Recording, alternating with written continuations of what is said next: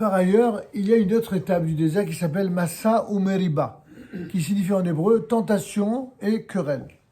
En effet, nous lisons en conclusion de cette fameuse paracha qu'on va réciter pour Purim, on appela ce lieu Massa ou Meriba, à cause de la querelle des enfants d'Israël et aussi parce qu'ils avaient tenté, c'est-à-dire éprouvé, courroucé l'Éternel en disant « L'Éternel est-il au milieu de nous, ne l'est-il pas ?» C'est ça, quelqu'un qui a la foi, que dès qu'il y a un souci, quand quelqu'un, il a une épreuve, il lève les yeux vers le ciel et il dit « Écoute mon Dieu, si j'ai cette épreuve, c'est que sûrement tu as jugé que je la méritais. Si j'ai fait quelque chose qui ne va pas, pardonne-moi. J'accepte l'épreuve. » Être soumis de la sorte, ça c'est une bénédiction.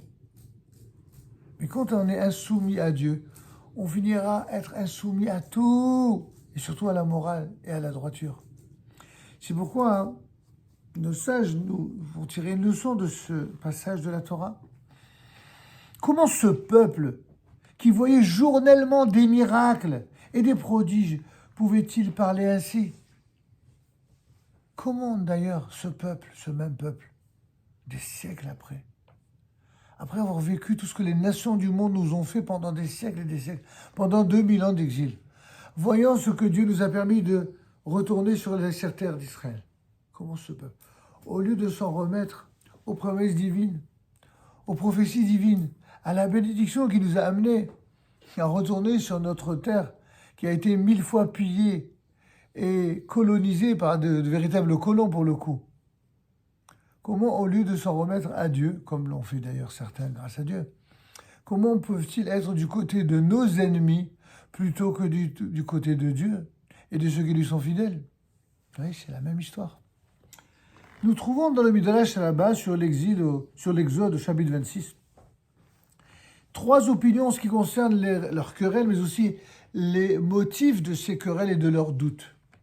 En effet, selon Rabbi Yehuda, les enfants d'Israël se déclarèrent prêts à accepter le joug de la Torah, ce qu'on appelle Rol Torah, quelle que fût la dureté de la route à suivre, sous réserve que l'Éternel impose des conditions de vie semblables à toutes ces créatures. En 2 mots, d'après Rabbi Yehuda, les enfants d'Israël ont dit, écoute, s'il faut qu'on paye le prix fort pour mériter la Torah, pour mériter la terre d'Israël, on est prêt, mais il n'y a pas de raison qu'on soit les seuls à en baver. Il n'y a qu'à faire la même chose aux autres nations et pas qu'à nous. Ça, c'est la première opinion de Rabbi Yehuda. Rabbi Nehemia, lui, va plus loin. Et il dit, les enfants d'Israël acceptent d'être traités d'une autre façon que les nations de la terre. Ils acceptent aussi de recevoir, bien sûr, leur subsistance du palais du roi, sans aucun effort de leur part. Mais ce qui les révolte, c'est d'avoir à demander, entre guillemets, à quémander jour après jour au roi ce dont ils ont besoin. On veut être indépendant. Un petit peu comme un enfant qui dirait à ses parents, oh, il y en a marre, toujours il faut demander l'argent de poche. Comment? Mais tu n'es pas obligé d'avoir de l'argent de poche. De quel droit? Ça les énervait. Ça, c'est l'opinion de Rabbi Nehemia. Un troisième avis qui est exprimé cette fois-ci par les Chachamim de façon anonyme.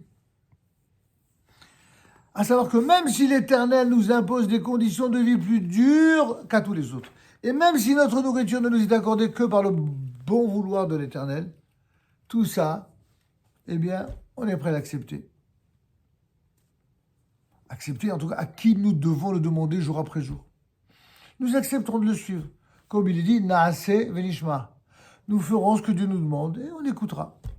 Mais de grâce, disent Chachamim, au nom des enfants d'Israël, de grâce que l'Éternel ne nous impose pas des conditions trop dures, impossibles à supporter par les hommes. D'après Chachamim, c'est quoi la prière des enfants d'Israël? C'est que, ok, on est prêt à accepter de faire des efforts, on est prêt à accepter des sacrifices, on est même prêt à quémander. Il n'y a pas de honte à demander à Dieu jour après jour et de prier tous les jours, donne-nous, donne-nous, donne-nous. On est prêt à tout ça.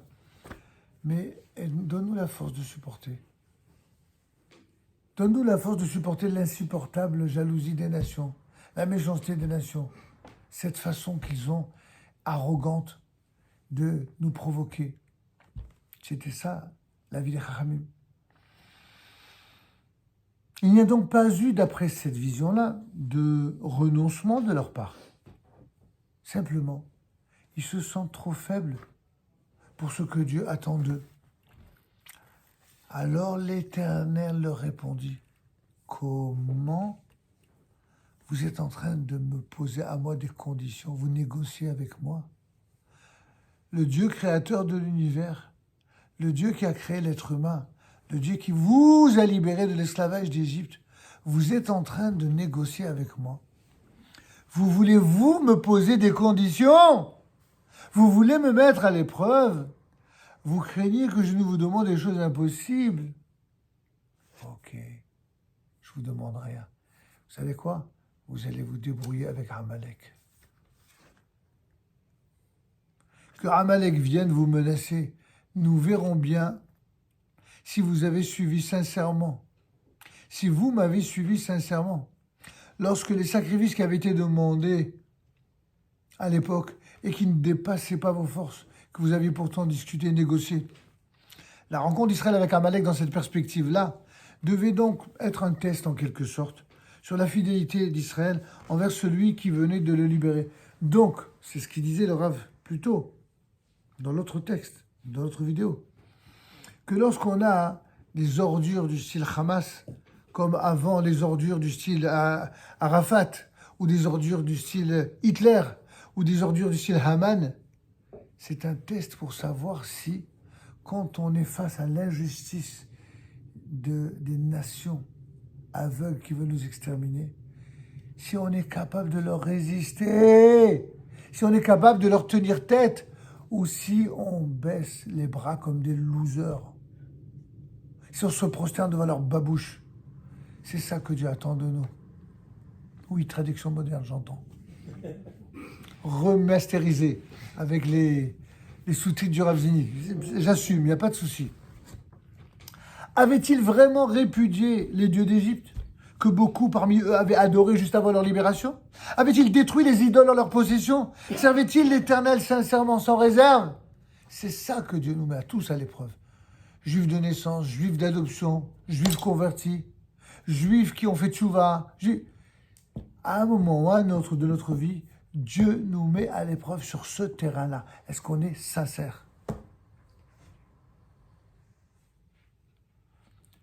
Que Amalek vienne donc vous attaquer. Si vous êtes fidèle à l'Éternel, alors faites-moi confiance, vous n'aurez rien à craindre. C'est exactement ce qu'a fait Mordechai. Mordechai, il ne s'est pas prosterné devant Haman. Nos maîtres ont dit, mais comment? Mais il est fou. Tu veux prendre des risques pour toi. Pourquoi tu prends des risques pour tous les Juifs des 127 provinces? Tu savais très bien qu'il donnerait un décret d'extermination. Seulement Mordechai, lui, connaissait ce secret. Il savait que la seule manière pour le peuple d'Israël de tenir la dragée haute et de s'en sortir devant un ennemi qui s'appelle Amalek, c'est de ne pas se prosterner. C'est de tenir tête, d'être têtu devant les ennemis têtus d'Israël. Si vous avez conservé vos idoles, eh bien, vous avez qu'à leur demander de l'aide. Vous voulez les idolâtres de l'extrême gauche, qu'elles soient d'Israël, de France ou d'ailleurs, eh bien, faites comme avec les idoles. Allez donc demander qui vous sauve. Et le texte nous dit, il démembra tous les gens qui étaient affaiblis sur tes arrières. Rachi explique, ceux qui manquaient de force par suite de leur faute, ceux que la nuée avait repoussés, c'est eux qui avaient été touchés par Amalek. Amalek, il s'attaque aux plus faibles. C'est qui les plus faibles? Sont ceux qui sont faibles dans leur fidélité à Dieu. Qui sait que Amalek va à chaque fois toucher? Ceux qui, pendant que les Juifs du monde entier dansent autour de la Torah, vont fumer le calumet de la paix, peace and love, et l'extasie, et danser. Il y a encore des gens encore assez imbéciles pour ne pas comprendre que c'est ça qui les a affaiblis, et c'est ça qui a fait que ces ordures les ont visés. Évidemment, on ne s'en réjouit pas, évidemment qu'on est triste, évidemment qu'on en pleure, mais évidemment aussi que l'on dénonce cet aveuglement viscéral de certains.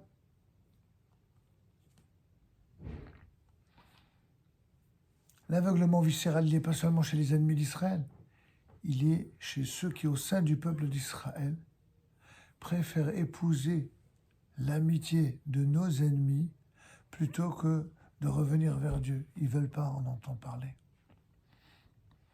Telles les mouches qui, attirées par le sang d'une blessure, viennent voltiger, n'est-ce pas, autour du blessé, Amalek, il est attiré par la déchéance morale de ceux qu'il a désignés et choisis comme ses futures victimes. La faute, le péché, la déchéance morale de l'adversaire, c'est ça la force de ce peuple inhumain. Il est né lui-même du péché, comme on l'a dit dans une autre vidéo. Il est né d'une relation bâtarde entre une fille et son père. Amalek, il est le fruit d'un inceste. Et c'est donc lui qui a été choisi par la Providence pour châtier les fautes d'Israël. À Nephidim, Israël était prêt à renoncer à l'acquisition de la Torah, ou tout au moins à poser les conditions pour rester fidèle à son libérateur.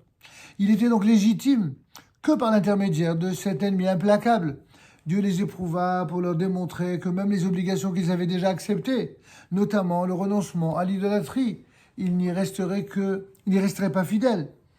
Nous lisons dans le même verset, Asher karecha badarech, ça veut dire qu'il te rencontra en chemin. Ça veut dire quoi cette rencontre? Genre, comme ça, par hasard, tu as rencontré le Amalek, rien que ça. On est en plein désert, coucou, il t'a rencontré. C'est quoi cette rencontre? Il s'agit, d'après nos sages, d'une rencontre de type rencontre fortuite. Mais selon une autre explication, ce verbe est en rapport avec le mot kéri. C'est quoi kéri en hébreu? De façon pudique, c'est ce qui désigne l'impureté. L'impureté de pollution nocturne qui sont utilisées pour souiller ses victimes. Et une troisième explication interprète ce verbe dans le sens de refroidir. Ça vient de kar, la racine de kor, le froid. En fait, il vous a refroidi devant les nations du monde. En effet, à la sortie d'Égypte, toutes les nations tremblaient devant à l'idée de s'attaquer à Israël. Lui, qu'est-ce qu'il a fait? Il a refroidi tout le monde. Il a dit, quoi, vous avez peur? Je vais vous montrer. Tous les peuples de l'époque craignaient de nous combattre. Amalek, il est venu, et en commençant, il a montré la voie aux autres. C'est comme un pain brûlant dans lequel aucune créature n'a le courage de plonger. Un bain brûlant, excusez-moi. Un bain brûlant, un mikvé brûlant, où personne n'ose entrer dedans. La haine qu'il a d'Israël est tellement grande qu'il est prêt à se brûler pour ainsi dire aux nations. Mais vous voyez, je ne suis pas mort. Vous voyez, je me suis attaqué à Israël. Je suis toujours là. Survient un voyou, Amalek. Il y saute et il s'y échaude. Mais lui, en prenant la chaleur du bain bouillant, il a refroidi le bain pour les autres. Regardez cette image. Ainsi, Amalek s'est échaudé en attaquant Israël, puisqu'il a taillé en pièces, il a été taillé en pièces par Josué. Mais il a montré aux nations de la terre qu'Israël n'était pas invincible. Oui, ok, Josué, il a gagné les guerres de conquête, mais je vais vous montrer, moi, ce qu'on peut faire d'Israël. La vision du règne, qu'est-ce qu'ils ont fait Hamas? Quoi, Israël, c'est la plus grande armée du monde? Israël, c'est le meilleur service de renseignement. Qu'est-ce qu'ils ont fait?